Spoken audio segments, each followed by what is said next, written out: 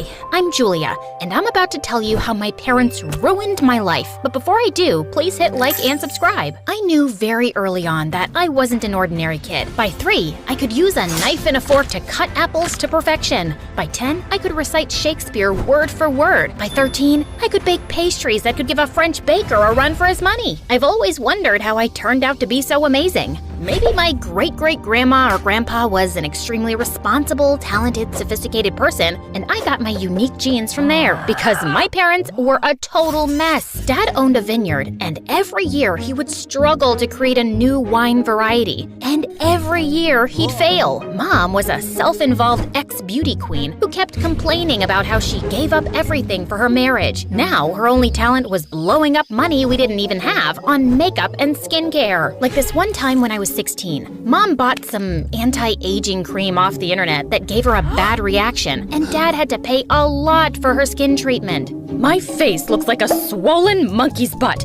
This is all your fault. If only you were rich and I could afford plastic surgery. If only you were smart enough to read the label, darling. Did you just call me dumb? If you keep screeching like a banshee, Mom, we'll have to get you new vocal cords too. But before I could finish, she picked up a tray next to her bed and flung it at Dad. Dad ducked, the tray hit the TV screen on the wall, and he ended up paying more to the hospital. Even though Dad was pissed, he went home early and arranged a surprise welcome home party for Mom. But she decided to surprise him instead by packing her bags and leaving for good. And divorce papers soon followed. How could she leave me like that? I've done nothing but love her. Please compose yourself, Dad, and let's not cry over spilled milk. What? You'll get over it. I'm not some stone-hearted witch, trust me.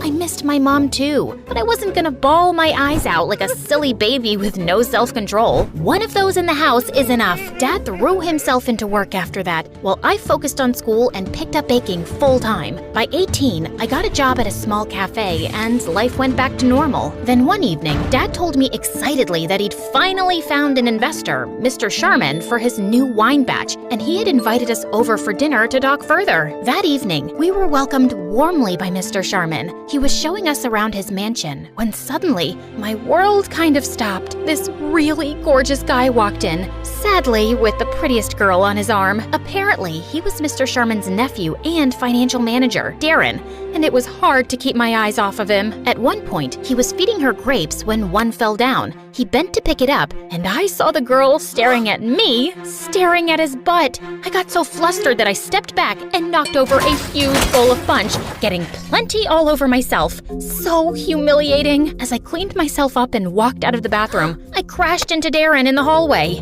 Wow, are you always this clumsy? Or do I have this effect on you? I am not clumsy. I am the very picture of grace, and you have no effect on me. My date said you were staring at my butt when the accident happened. That's a false accusation, a blatant lie. Why would I be staring at your rear end? It's okay, I don't blame you. I work out a lot. Yes, it shows, and your behind is perfectly sculpted like a Georgia peach.